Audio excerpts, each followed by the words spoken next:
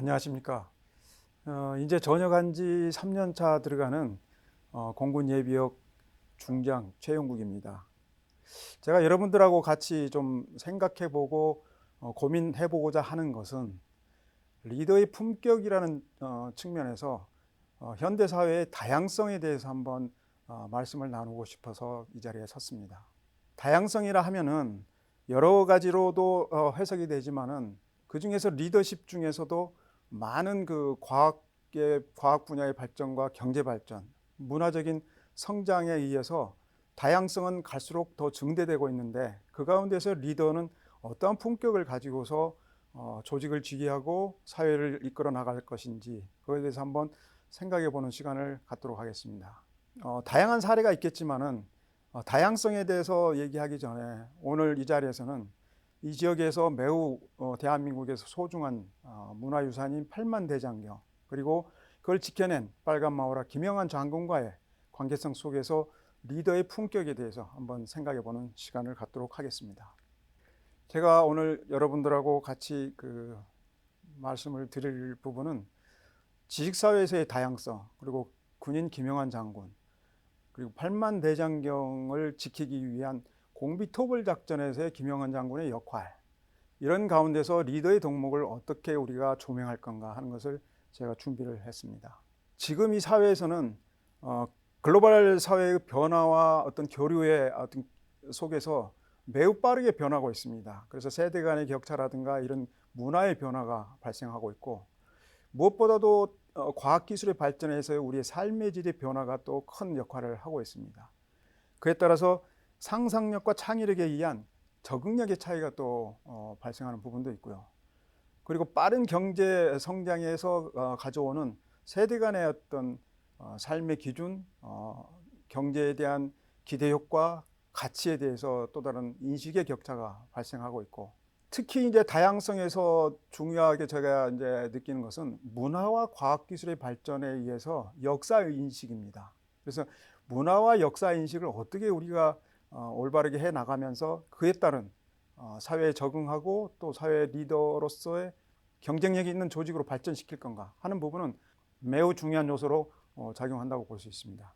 특히 이제 여기서 다이버시티라고 표현을 했는데, 이 다양성입니다. 이 다양성 속에서 우리의 매우 민첩한 이 환경 속에서 민첩하게 판단하고 결심하고 해야 되는 그 리더십, 그리고 이러한 리더십을 이끌어 나가는 어떤 기반에 있어서 매우 중요한 것은 끊임없는 자기학습, 이러한 자기학습 속에서 개인의 성찰을 통해서 이런 걸 바탕으로 해서 통섭의 능력을 또 신장시켜 나가야 되는, 그리고 글로벌 네트워크가 매우 확산되고 있고, 이런 가운데서 우리가 어떠한 노력을 해야 되고 관리를 해야 되는가, 그리고 열린 사고와 그다음에 개념, 그다음에 포괄적인 어떤 오픈하고 쉐어링해야 되는 이런 그 사회에 요구되고 있는 이런 사회의 그 발전 추세에 따라서 우리는 어떤 생각을 갖고 어떤 시각을 가지고서 사고하고 해야 되는지, 이런 것들을 우리가 한번 조명해 갈 필요가 있습니다.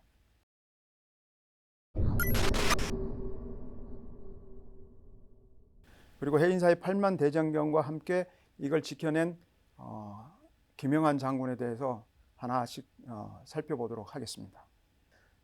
김영한 장군은, 군인 김영한은 서울 출생입니다. 21년에 서울에서 출생했고, 가족관계를 보면은 공군 총장직을 역임했고 국무총리까지 했던 김정열 장군의 동생입니다. 친동생입니다.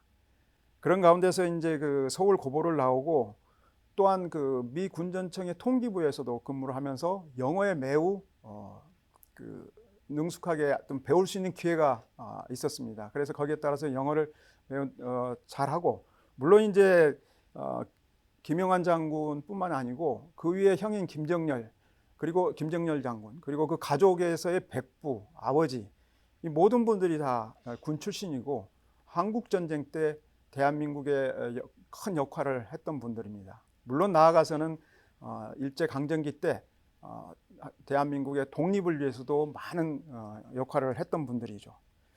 그 가운데서 이제 김영한 장군은 강릉기지 전대장을 역임하면서 해인사의 8만 대장경을 지키는 공비토벌 작전에도 참여를 했고, 그러나 안타깝게도 젊은 나이에 34세 나이에 강릉 10전투비행단 승격하는 그런 행사에 참여하다가 순직하는 그런 안타까운 일이 있었습니다. 저도 마찬가지로 무엇보다도 평소에 다양한 그 다양성 속에서 많은 경험과 그리고 많은 독서와 이런 것을 후배들한테도 권장을 하고, 그 다음에 그 가운데서 또 가족을 지킬 수 있는, 그리고 아름다움을 추구할 수 있는 그런 다양한 어떤 리더의 덕목을 가지고서 그 조직을 지휘하고 군을 지휘할 수 있도록 그렇게 후배들한테도 강조하고 했었습니다. 그러나 이 김영한 장군은 저보다도 훨씬 더 이런 부분에서 이 어려운 시기에도 그걸 지켜나가고 그걸 실천했던 그런 아주 훌륭한 장군이었습니다. 평소 저는 군 생활하면서 이런 생각을 갖고 했었습니다. 작전 실패는 용서받을 수 있으나 결심하지 않는 리더는 용서받을 수 없다 하듯이, 군 리더는 끊임없는 자기 판단과 결심의 연속에서의 연장선 속에서 생활을 할 수밖에 없습니다. 그리고 끊임없는 매 순간 판단을 하고 결심을 해서 조직이 운영될 수 있도록 그렇게 해줘야 됩니다. 그러나 시기적절하게 판단을 못했을 때는 조직이 굉장히 어려움에 처하는데, 결단력과 관련해서는 또 우리 김영한 장군께서도 아주 탁월한 리더십을 발휘하셨던 분입니다. 우리 대한민국이 굉장히 어려웠던 한국전쟁 때 공군의 L5, L4 연락기만 가지고 혹은 T6 연락기만 가지고서 한국전쟁에 임하게 됐습니다. 그때 무스탕이라는 한국 최초의 전투기를 일본으로부터 도입해서 한국전에 참여를 하는 중추적인 역할을 했었던 군인입니다. 이타즈케 미 공군기지는 보시는 바와 같이 그 일본에서도 미 공군기지로서 그때 당시에는 중요한 기지였었습니다. 보시는 것은 제일 좌측 하단의 왼편에 있는 게 김영한 장군입니다. 이게 이제 무스탕이라는 항공기인데, 이때 당시에 프로펠러 비행기고, 보시는 것처럼 미군 깃발과 미군의 어떤 유나이티드 스테이트 에어포스라는 그 미군기입니다. 이 항공기를 가지고 훈련을 했던 겁니다. 그래서 보시는 것처럼 실질적으로 김영한 장군과 그때 10명은 와가지고 우리 한국 공군에서 한국전을 참여하는 매우 중추적인 역할을 했었고, 많은 전장에서 역할을 합니다. 잠깐 보시면은 그 무스탕이 이제 시동을 걸고 프로펠러 비행입니다. 그래서 이제 이 항공기가 출격을 하는 그런 모습을 보실 수가 있습니다.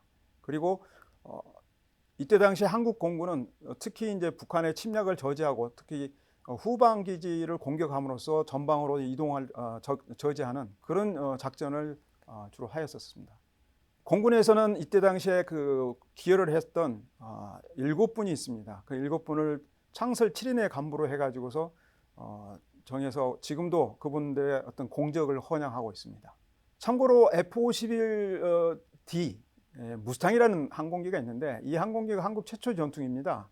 6.25가 발발한 그 직후에 1950년 7월 2일 날 무스탕이라는 항공기를 가지고 10명의 조종사, 좌하단에 보시는 그 10명의 조종사가 우리나라로 도입을 해서 가지고 왔고 몰고 왔습니다, 직접.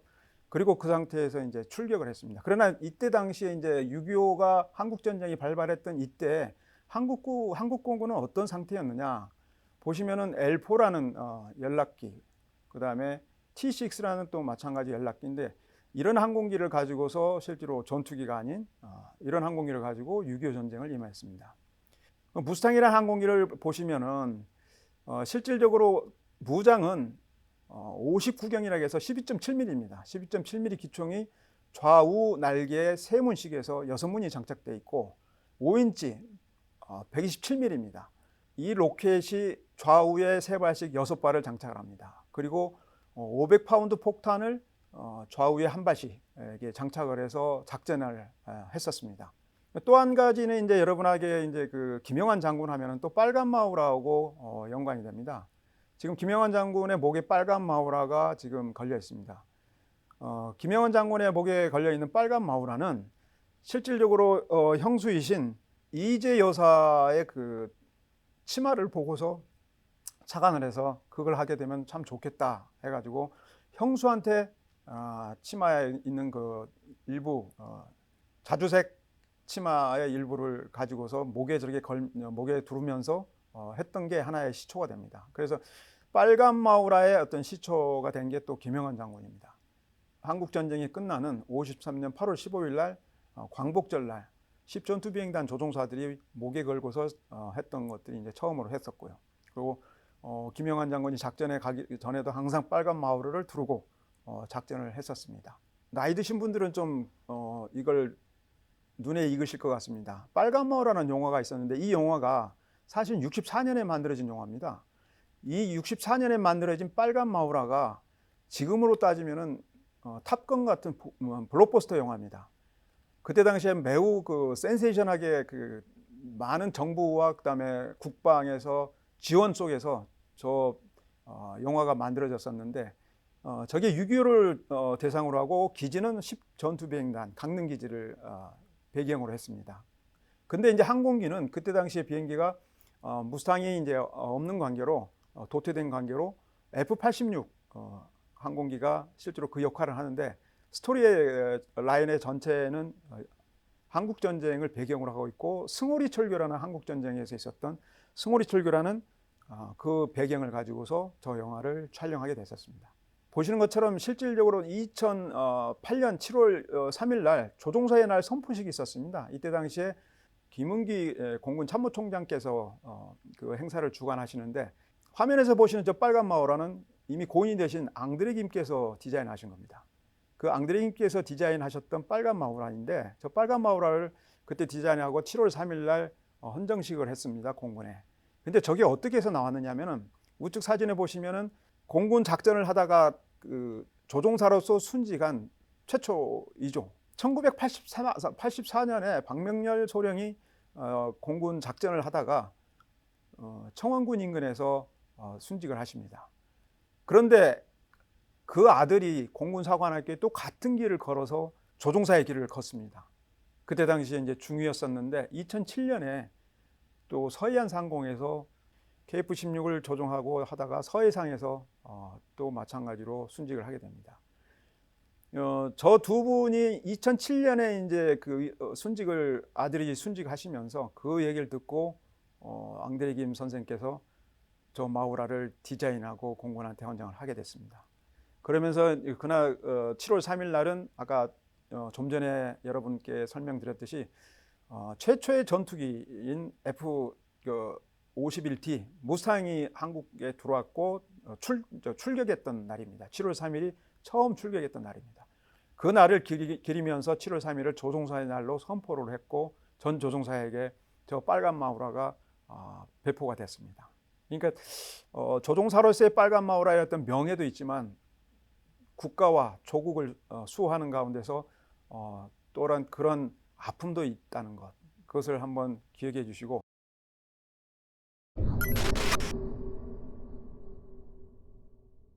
그러면은 이제 그 팔만대장경에 대해서 한번 알아보도록 하겠습니다.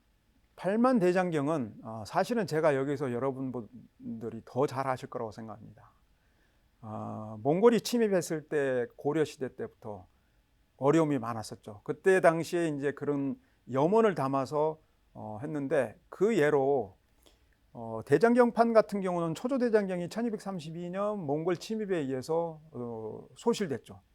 그 이후에 이제 만든 게 이제 팔만대장경인데 대장경판을 그때 당시에 만들어서 조선 태조 1398년, 1392년에 조선이 개국이 되죠. 그러면서 그때 그 98년에 신원사에서 98년에 지금 이곳 해인사로 옮기게 됩니다. 그래서 지금까지 해인사에서 팔만대장경이 유지가 되고 있습니다. 그래서 이런 그 불경에 어떻게 보면 팔만대장경은 불경의 큰 그 대백과사전이라고 할 수도 있겠죠.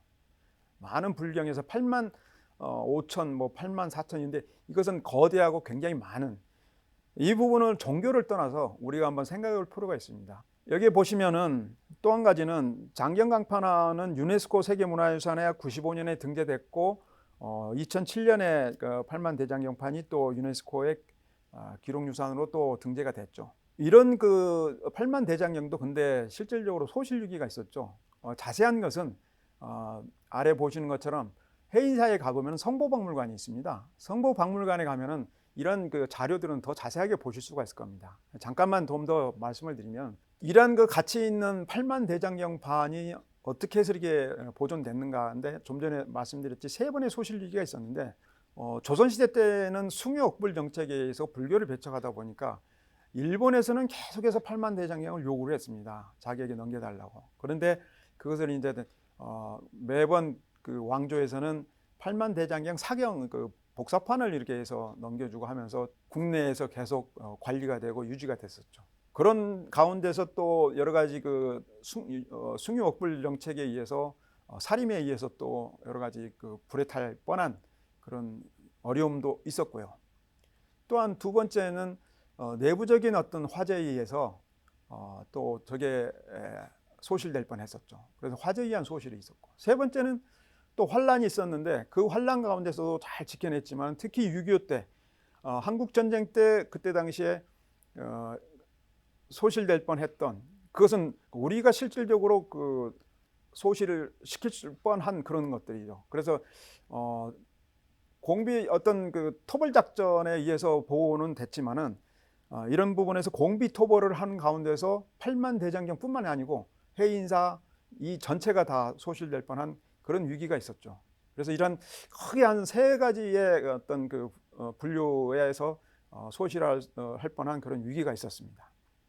그러면 이제 그 지리산 공비 토벌 작전은 어떻게 진행됐는가를 한번 살펴보겠습니다.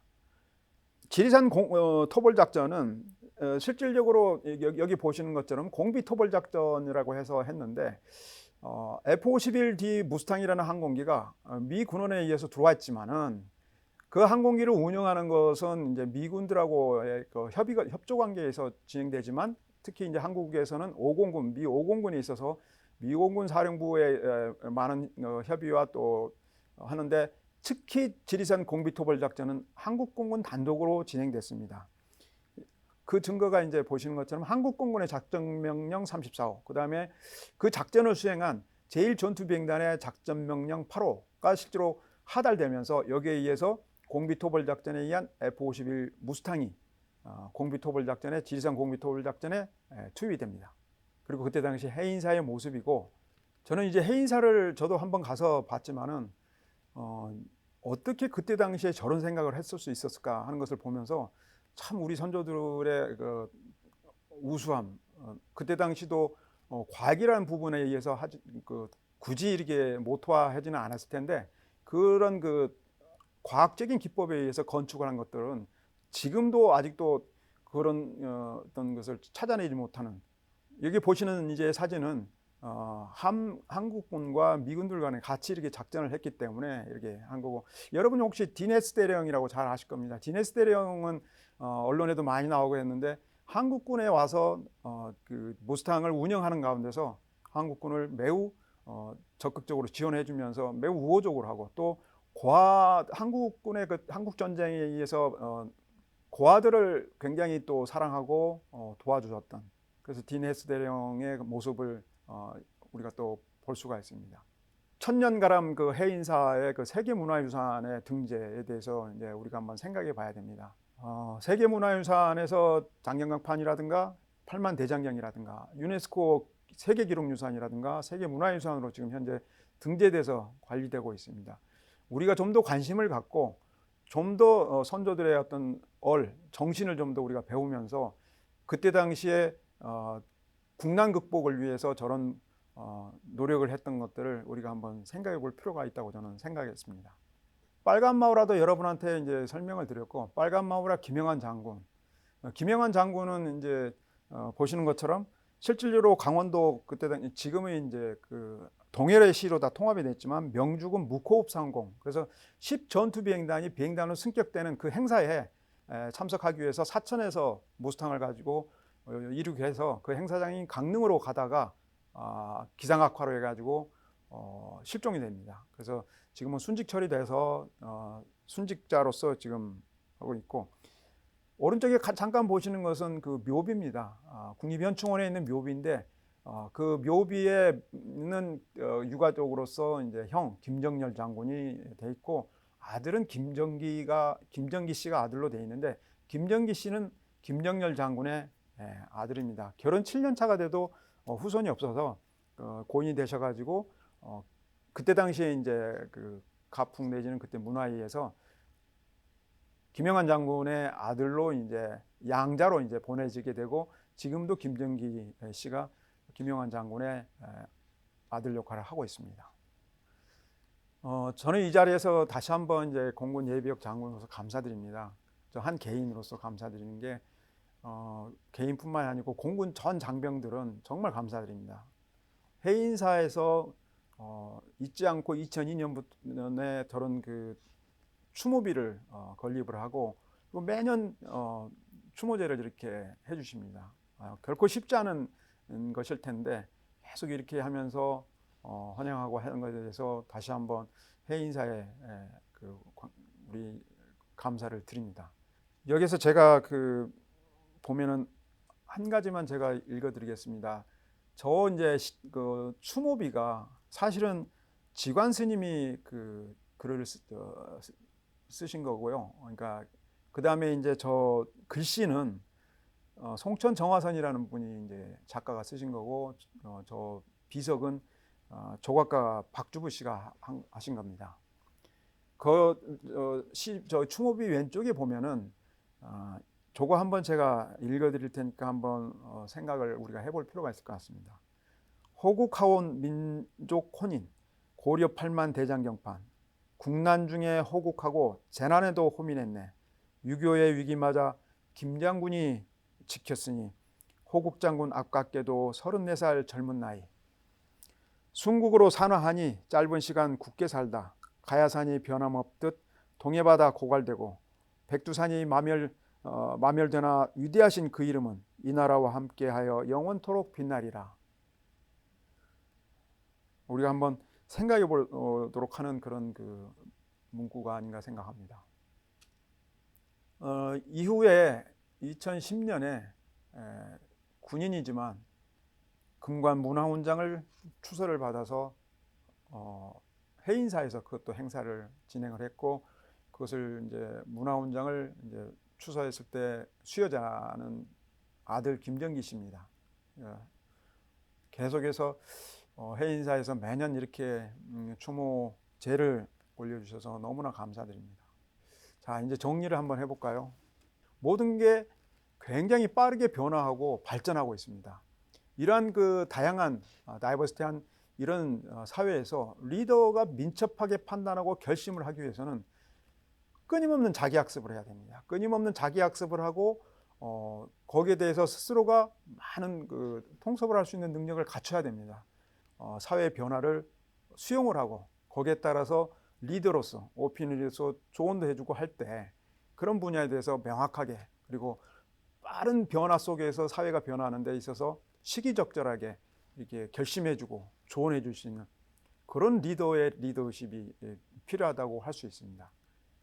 거기에는 무엇보다도 중요한 역사의식이 바탕이 돼야 됩니다. 그럼 바른 역사 인식 속에서 역사의식을 제대로 가진 가운데서 실질적으로 그런 변화되는 환경, 다양성 있는 환경 속에서 리더의 역할은 지금 무엇보다도 필요하고 우리가 갖춰나가야 될 기본 덕목이 되지 않는가 싶습니다.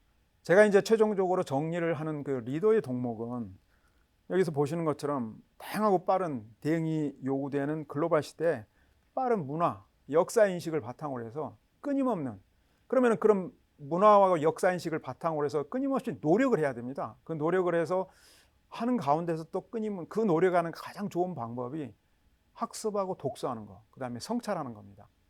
최종적으로는 끊임없이 학습과 성찰하는 리더, 글로벌 시대에 우뚝 서기 위해서는 끊임없이 학습하고 성찰하는 리더가 되길 바라는 의미에서 오늘 짧은 강의 시간이지만 마무리하겠습니다.